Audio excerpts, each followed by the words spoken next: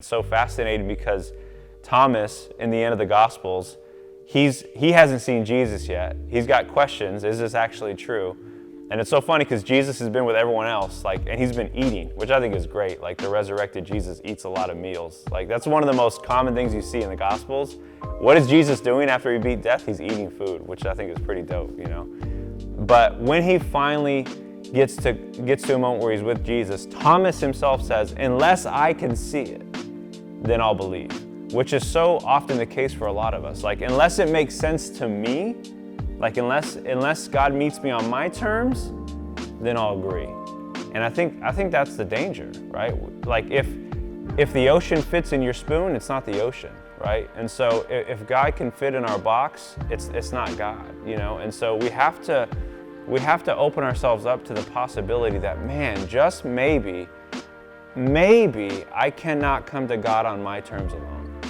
And silence and solitude creates a practice for you to learn what that feels like and can be like as you meet God in just open, free, silent space, And I think that's so crucial. So I think if we start to see deconstruction not as just an end in itself, right, where you just go through deconstruction and then you're done, or you're free or liberated, whatever you think you kind of are, your goal is.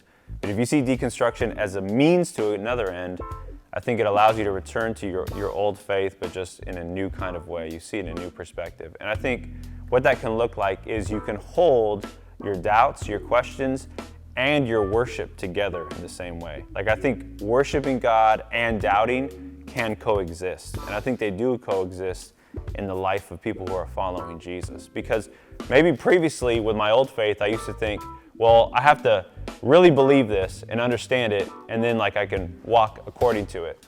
But I think it's possible to believe in something, to still have questions about it, and to still walk according to it, right? I think it's very possible for worship and doubt to be held together because there's so much mystery to life. There's a lot of complexity there.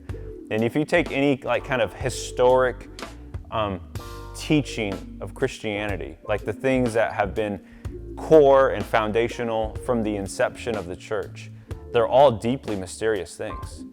Jesus is both God and man, right? Like the Son of God, his divine nature and his human nature in one person is still a deeply mysterious doctrine. I believe it's true, and at the same time, I'm still puzzled by it, right? And so that's what I think makes it possible for you to worship this massive big God and to still have questions along the way. I think that's the journey of life, is that we're constantly moving forward, but we're asking questions along the way, getting clarity here and there. The virgin birth, the resurrection, oh my gosh. The resurrection is something we long to know fully about, and yet at the same time, we'll always have questions, And so that doesn't necessarily change it, did it happen or not? Of course it happened, I think it's the best explanation for the church in and of itself, And so, yeah, I think as you go through deconstruction, you begin to experience what people call reconstruction, which is returning to your old faith in a new way.